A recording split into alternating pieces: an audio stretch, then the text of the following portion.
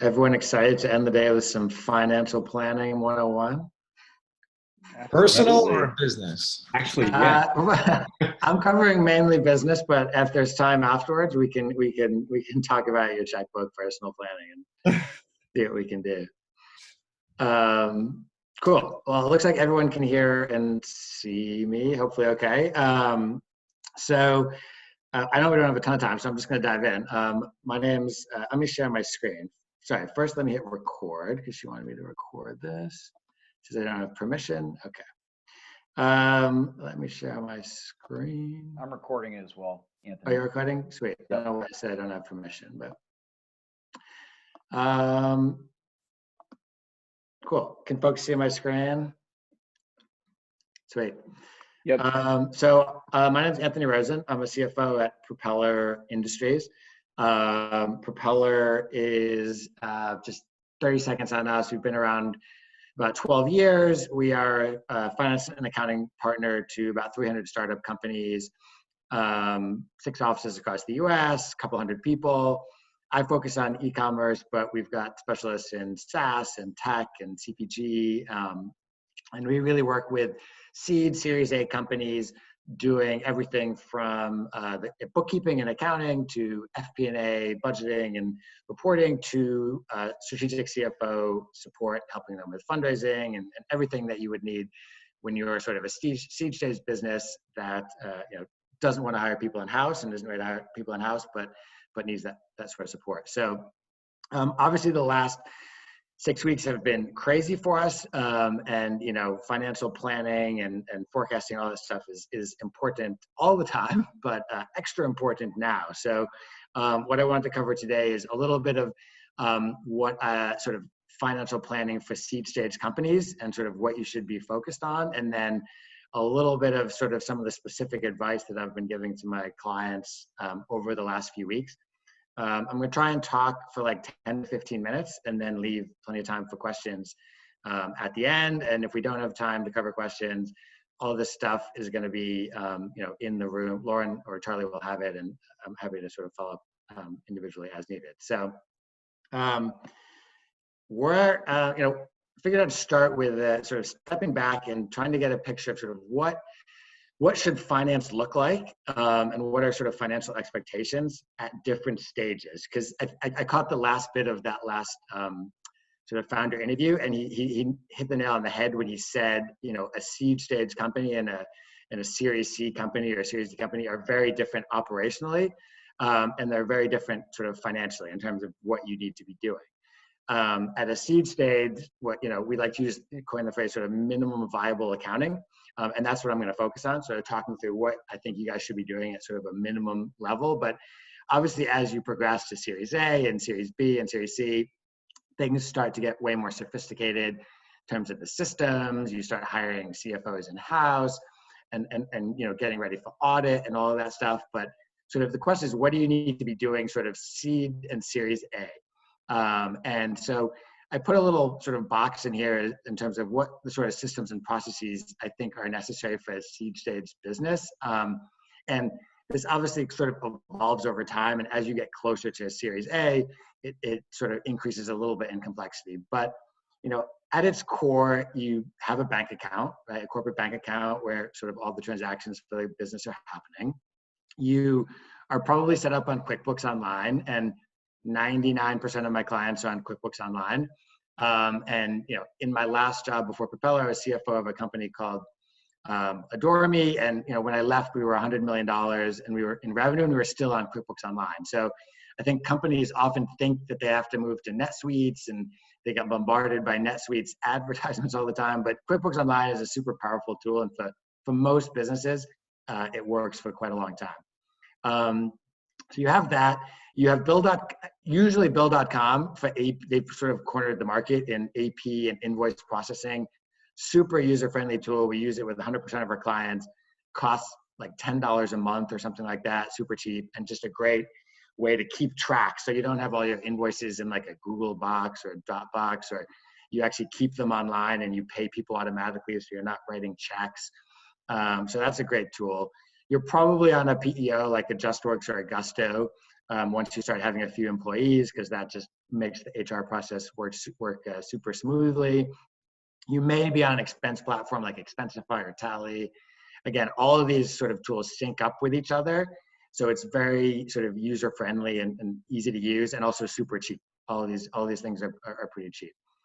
So those are some of the sort of systems that you have in place. In terms of processes, this is where things need to sort of step up a little bit. Once you've sort of closed a seed round and you have external fundraising, and you probably have to report numbers to investors once in a while, that's where you need to start closing your books, ideally on a monthly basis. You might not be doing that straight away, but at some point, again, especially as you get closer to Series A, you're going to be wanting to close the books on a monthly basis, and you're going to be wanting to do it on an accrual basis. And we'll talk about that in the next couple of slides, but that's really going to be the key to sort of making sure you understand your margins and your profitability, sort of converting from cash basis, which is what pretty much everyone is on when they first come to me, to accrual basis.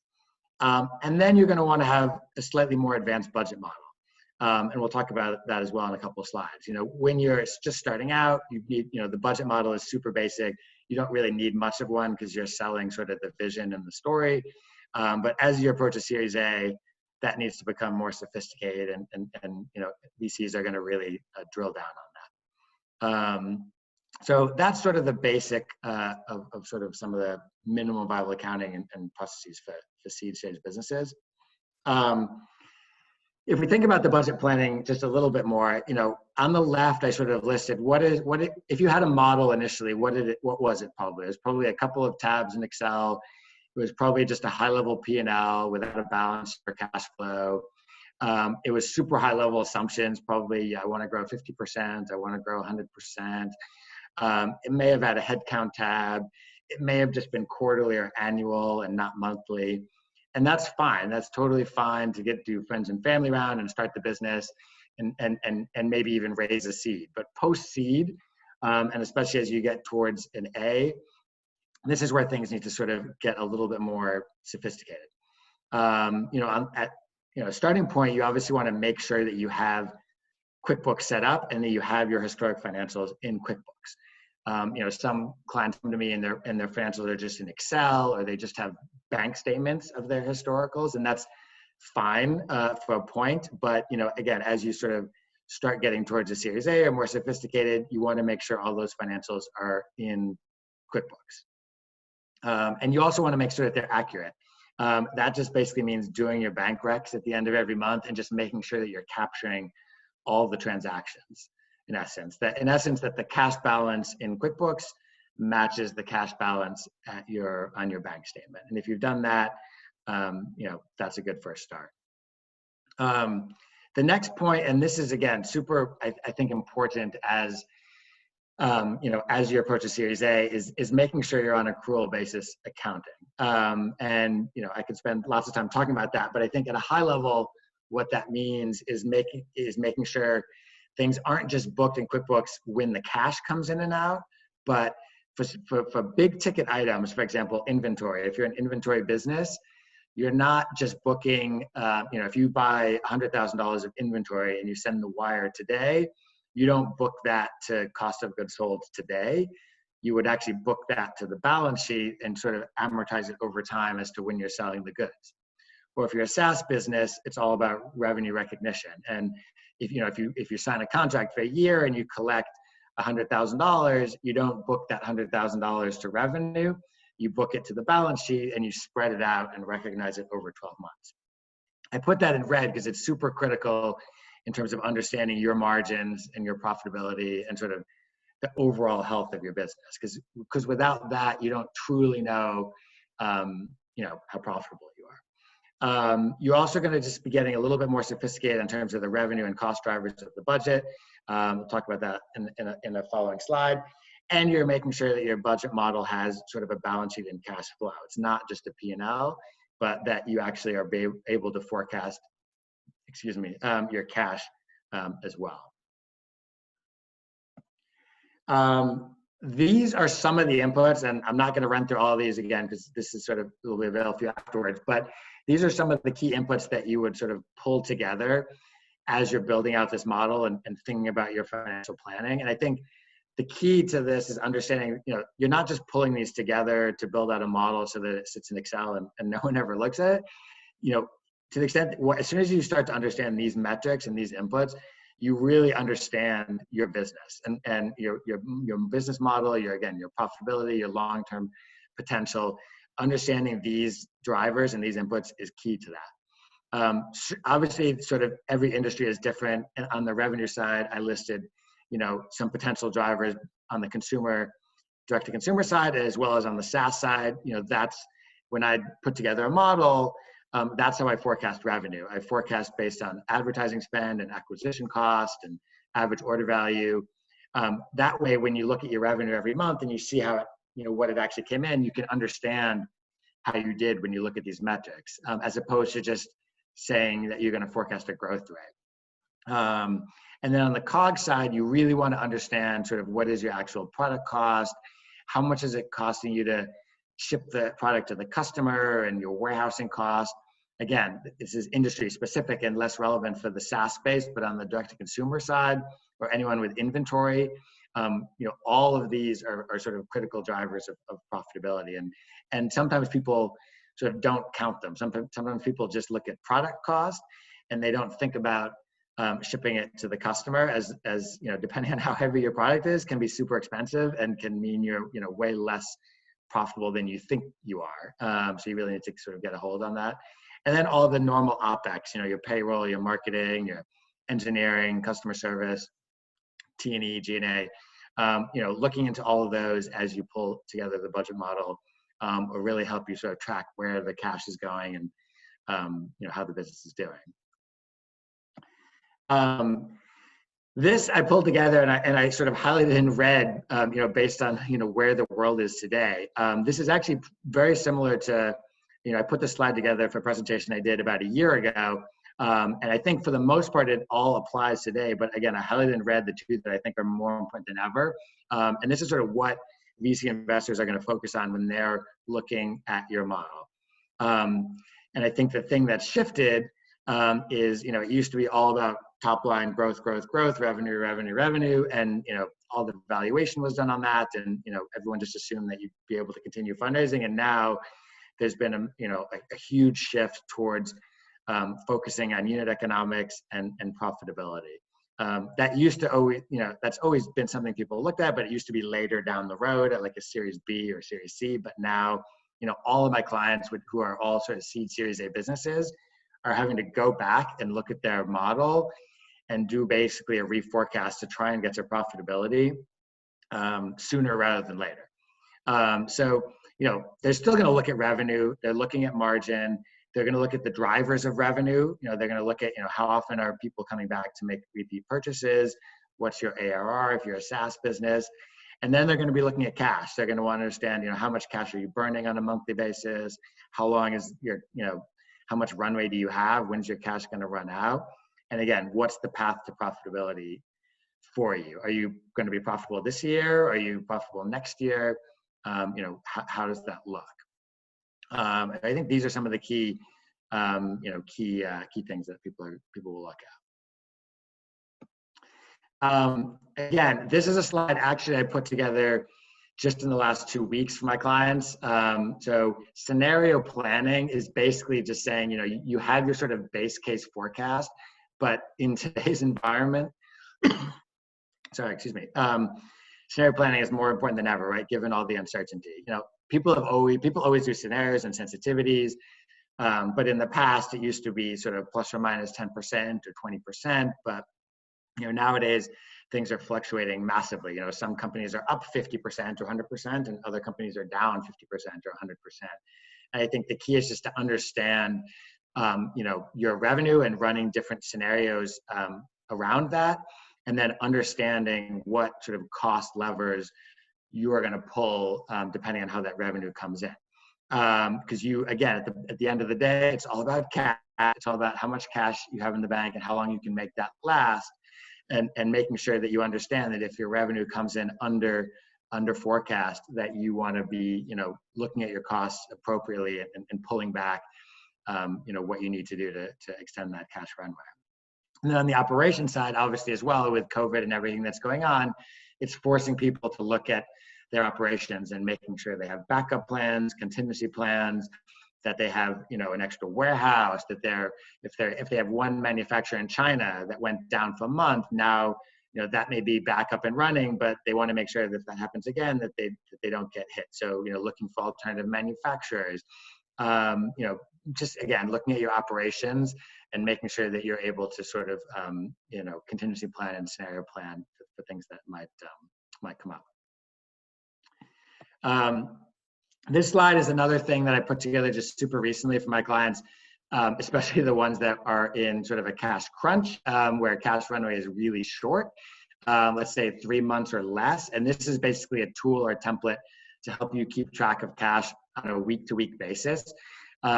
It's a pretty simple receipts and disbursements kind of forecast, where at the top you're just forecasting, in essence, what's coming into the bank, and at the bottom what's going out to your vendors, to your credit cards, to your payroll, to your rent, so that you can track on a week-to-week basis.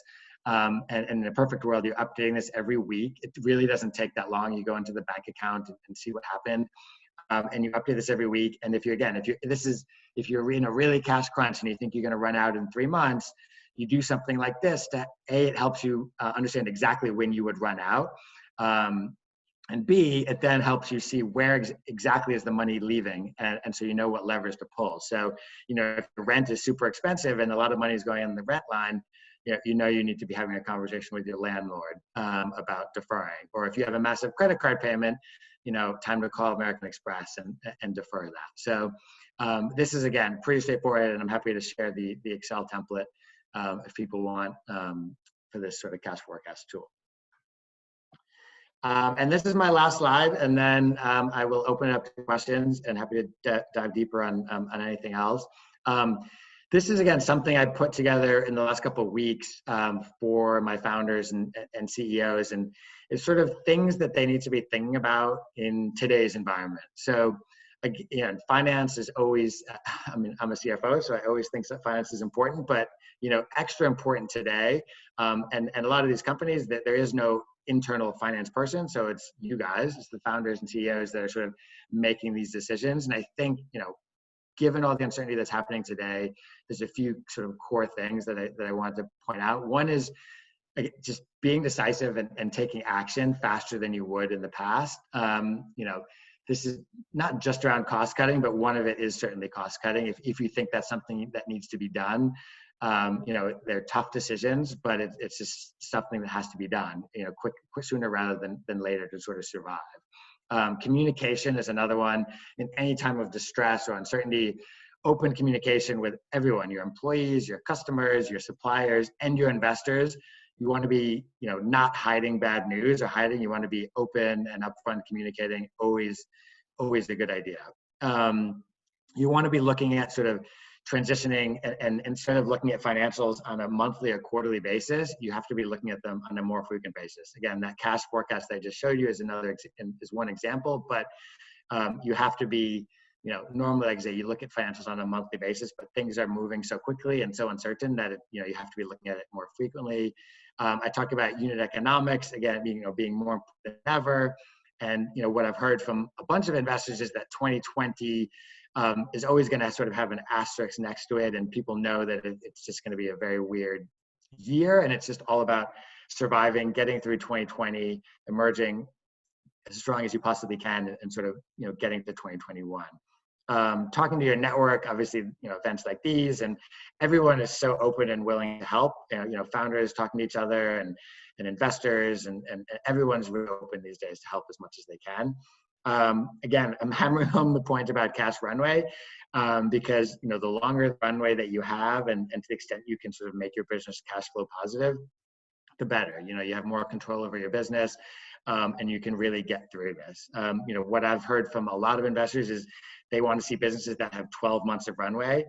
You know, that was almost impossible before. I mean, in the past, my clients generally had 6 to 12 months max of runway. You know, and a lot of them were 3 to 6 months. So, you know, that's just a totally different mindset, but it's one that, you know, people are really shifting towards. And, you know, again, at the end of the day, It's about instilling confidence in your business to your investors and making sure that they know that you're taking action and that you sort of understand, where your business stands today from a financial perspective, that you've run some scenarios. The more that you can sort of share on that front, I think will really instill confidence. And to the extent you do have to go back and ask for more money or a bridge round or anything like that, they'll be more open to it.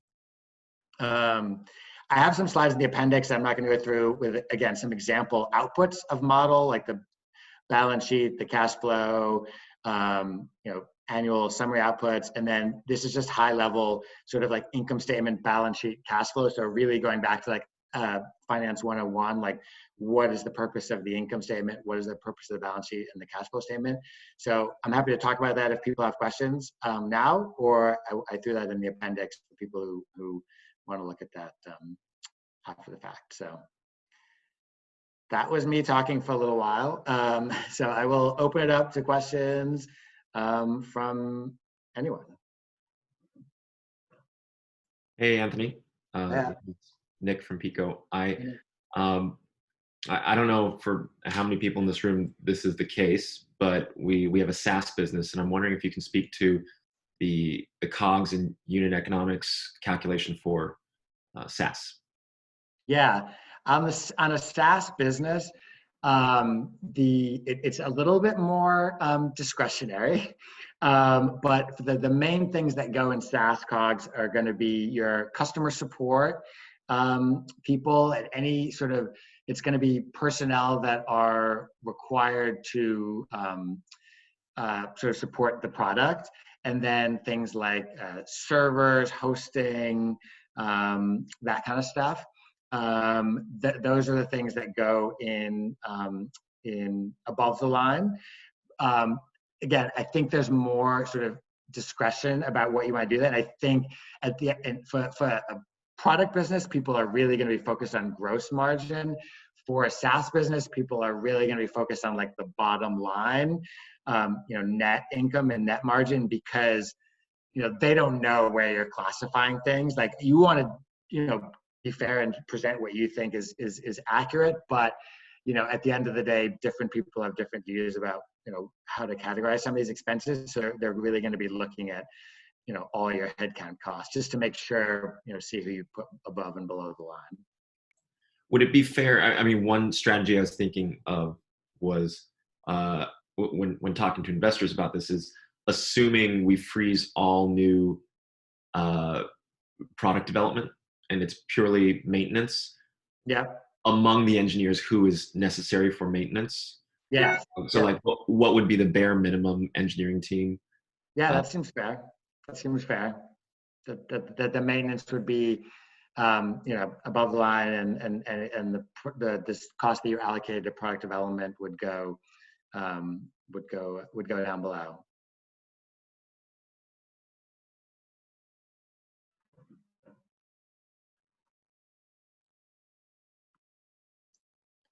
Anything else? You mentioned things are kind of crazy right now. Yeah. Are you guys still taking new clients? Yeah, we absolutely are. We have, like I say, 6 offices across the U.S. New York's our biggest. We got San Francisco and LA, and we're absolutely taking new clients. And we have clients of all sizes. Like I say, most people have come to us. It depends on the industry, right around the seed round. Like I've presented to Charlie and his events for the last couple of years because I know that the type of companies that he has are right in a Propeller sweet spot, and we have quite a few of his portfolio that we work with, and it's people who need sort of support at the seed round. And I know you're not going to spend you don't want to spend $150,000 to hire a finance person, but you just need a little bit more support because you don't want to be doing it yourself, right? And all the companies that come to us, they're either the founders doing it themselves, and now they want to free themselves up to focus on other high value stuff and not have to deal with this crap. Or they have like a part-time bookkeeper that maybe they're paying a couple $100 a month to, that, their business is now at a more sophisticated stage and they need to sort of upgrade it. So those are sort of the 2 types of companies that generally. I've got a question for you. Yeah. We work with retailers and distributors where the terms are net 60, net 45. We've gotten to the step where we have receivables and we do have orders, but of course it kills our cash flow. Yes. The tariffs. So it's actually our first time trying to take out we tried to take out a normal loan from a bank, but we didn't have 2 years of tax returns. Yeah. They just, they said no. Obviously, we just applied for everything you could possibly imagine for the government right now, but that's a separate story. That's a separate story. Yeah, I didn't include that slide in here because I assumed everyone already sort of has overheard. So with those receivables, they are based off supply chain being on point, but I hear this word factoring. That's what I was going to say. Borrowing against, and I want to know which one's the least risky for a startup.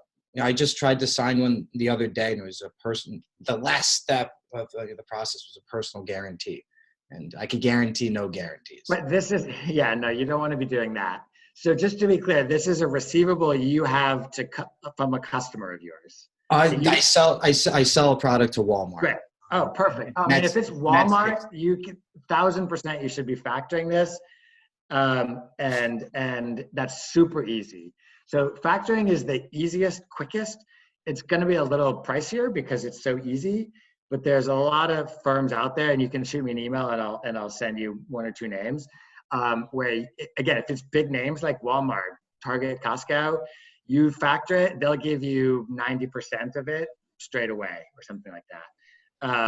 Now, or maybe even a little bit more. I don't know, fees can be 5 to 10% maybe. So it's not cheap, but if you need the money and it's a lot, it's a one-time thing, it can be an okay thing to do. Okay. The thing that takes a one-time thing. So the longer-term thing is to set up a borrowing base, like a revolver that's backed by the AR as a sort of the asset. So that you would do with the banks that focus on startups, not a bank like Bank of America or Chase, they're not going to do that for you. But people like Circle Up or Dwight or Assembled Brands or Clearbank. There's people out there that cater to you guys, to startups. And when you have, some of them might say you're too small, and that's why, again, you may have to start with factoring, because factoring you're doing on invoice by invoice basis, so there's less of an issue of size there. Whereas these other guys may say, well, if you're not doing $1 million in revenue, it's not worth my time, or unless you have 250K of receivables, it's not worth my time.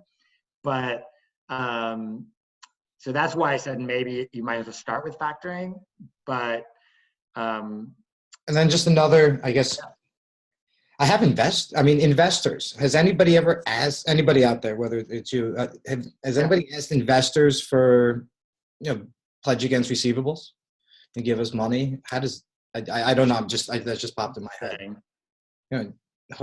They obviously want to help. I'm just thinking out loud. Yeah, it's an interesting one. I would love to hear if other people have seen it. Like it's a tricky one because they're investing in equity, and then this is sort of like debt. So there's sort of sometimes that Chinese wall of like an equity investor also having debt when they're, maybe a bit of an issue. But it's certainly worth reaching out to your investors to see if they have contact, like asking them, and then if they can't, they will probably have contacts to, again, people like factoring or whatnot. They will have seen this with one of their companies, portfolio companies.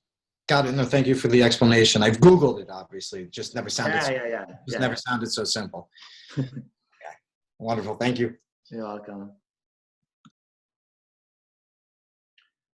Hey, Anthony, sorry, I have another question. Go.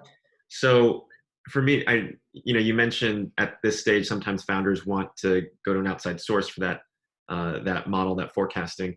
I've also gotten the advice before that unless you create it yourself, you're going to have a hard time really understanding it and sinking your teeth into it. So I'm trying to do it myself as much as possible. I guess where I've gotten more and more frustrated in recent years is forecasting payroll. Obviously, I think for most of us, it's 80-90% of costs. Yeah. And it's gotten more complicated for us as our benefits have gotten more complicated. Sometimes, some employees take us up on the offer to, for the 50% of medical expenses for family. Yeah. Some don't elect at all, or we now have annual pay raises in place, or there are semi-predictable promotions. Yeah. Oh gosh, 60 seconds. Oh God, 60 seconds. Anyways, it's just, there's so many variables that Yeah. overwhelming, and I don't know what's the level of granularity that I think it evolves as you get closer to Series A. I think right after a seed round, totally fine for you to own that. And by the way, even if you hired us and we worked on it with you, you would be involved in it. I can't do a model on my own without a lot of your input. So you're still going to be super involved. I think the benefit of having someone else do it like us is just the experience of, we've seen 200 other companies and benchmarks and all of that. That's where we can add a lot of value. And, obviously you should also, if you don't do that, you should at least at a minimum be reaching out to other peers and trying to understand these benchmarks to help you put together this model, because that's one of the challenges. But shoot me an email if you want to follow up. This is crazy. It's like a countdown and then we're done. Thank you. Okay, you're welcome.